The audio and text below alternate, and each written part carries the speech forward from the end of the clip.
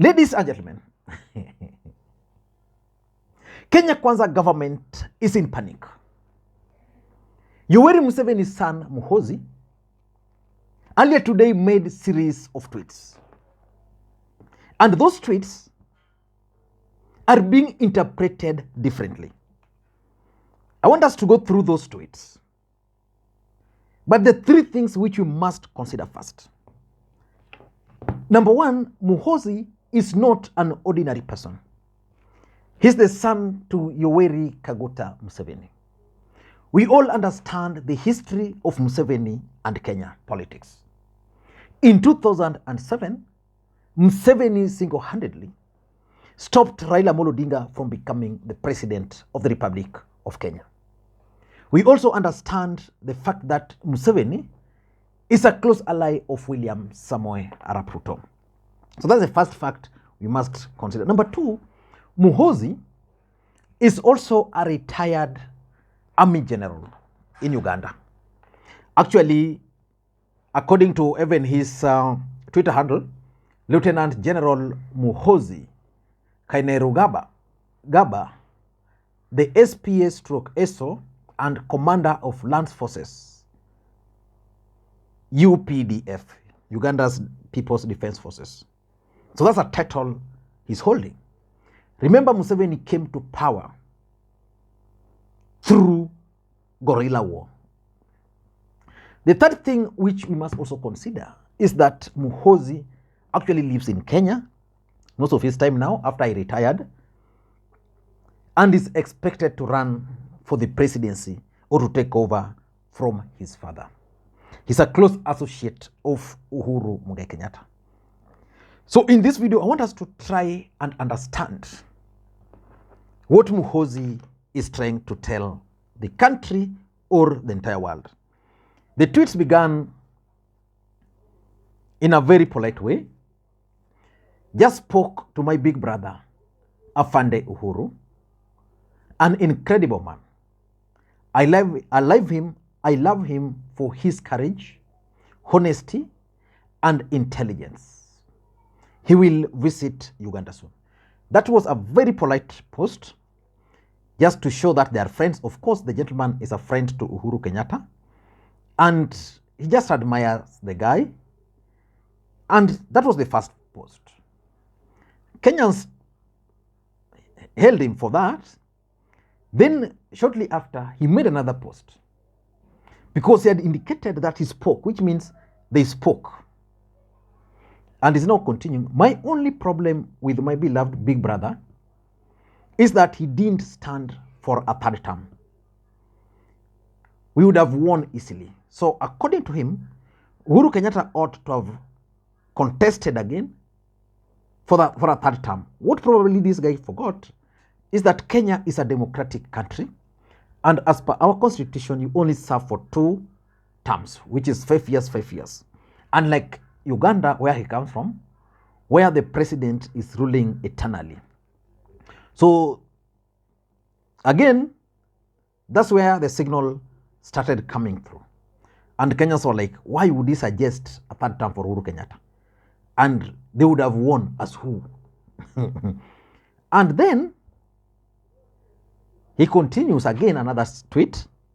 Haha, I love my Kenyan relatives. Constitution, rule of law, question marks. You must be joking.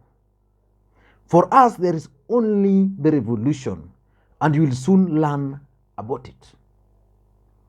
Now, what will we learn about the revolution? Is he planning to lead a revolution against the father?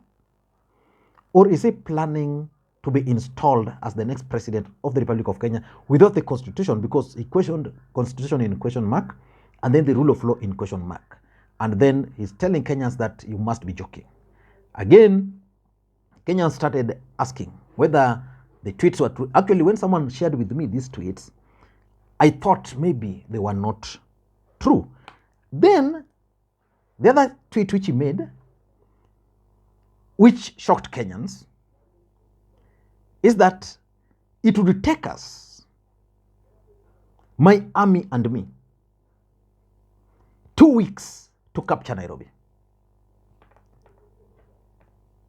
When Lieutenant Alan Wade, the son of a Luo from Ahero, who had just graduated from Moi University, made this kind of post on YouTube, I think on Facebook, ahead of 2017 election, Dennis Itumbi made sure that the gentleman was arrested while trying to cross border. The gentleman was jailed. Up to this point, Alan Wade is not himself.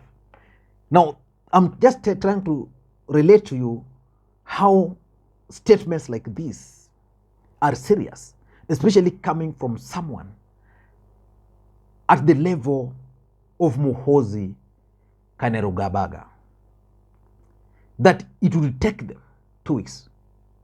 You know, this is a friend of Uhuru Kenyatta saying that it will take them 2 weeks to take over Nairobi.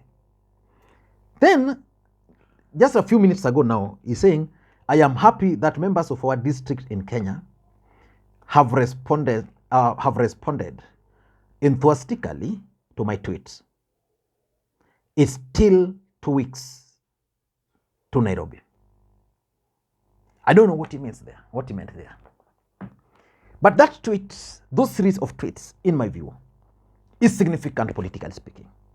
Because in politics, nothing happens out of mere coincidence. There is no way this gentleman can make those kind of tweets without thinking about the implication. This is a gentleman who is the son to a sitting president. This is a man who was in the army. This is a man who is projected to actually take over from the father. Let us go back a bit. Last year, around August, William Ruto, accompanied by Ndindi Nyoro, Oscar Sudi, and a Turkish businessman, Aaron Erden, were traveling to Uganda. When they arrived at Wilson Airport, they were stopped from flying to Uganda. Ndindi Nyoro and Oscar Sudi, I think, had actually reached Uganda. They were going to meet Yoweri Museveni. And several questions were asked about that particular trip. I'm going to share a link for that particular video below. Again, the same last year, no, this year, January, Muhoozi was in Kenya and he shared moments with Uhuru Kenyatta. The way he was putting on showed that they were just enjoying, relaxing, and enjoying the serene environment in this republic. But why would this gentleman go ahead and post such kind of a thing? Why do you think he would do that? Number one, in my view, I tend to think that probably there are certain things they discussed with President Uhuru Kenyatta. And that's what motivated him to do what he has done. Otherwise, he would not have mentioned that he talked to Uhuru Kenyatta and then made those series of tweets. So if you ask me, I think Uhuru Kenyatta shared a lot about the last election with him, and why he's suggesting that in Uganda it might not have happened. Maybe Uhuru even told him how Raila Odinga just accepted the election to go like that, despite that he clearly won that particular election. So that is the first thing I'm getting from that particular tweet. Number two is that this gentleman is not really accepting William Ruto's presidency. If he respected William Ruto's presidency, I'm certain he would have restrained himself from such kind of tweets. Why am I saying this? William Ruto and Museveni are known friends. And there's no way you can convince me that the son is not aware that the father and Ruto are friends. Why is he trying to get involved between them? That is the question. So for me, I tend to think that this gentleman is up to something.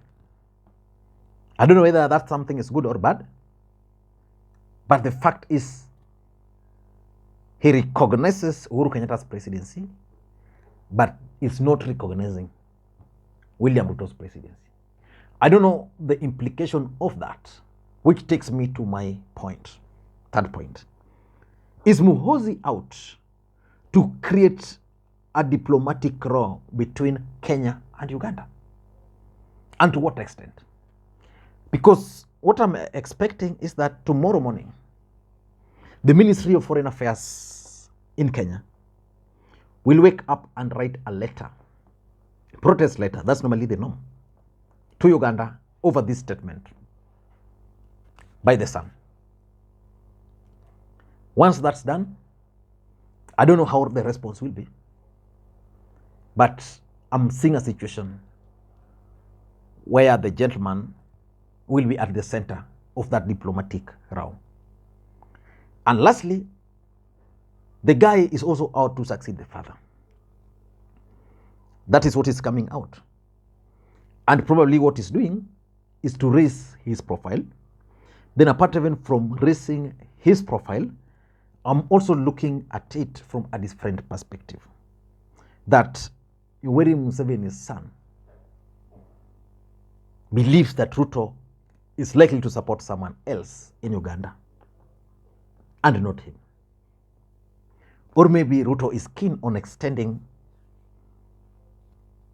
the stay of power of Museveni. And because he's in a hurry, he's not keen on that.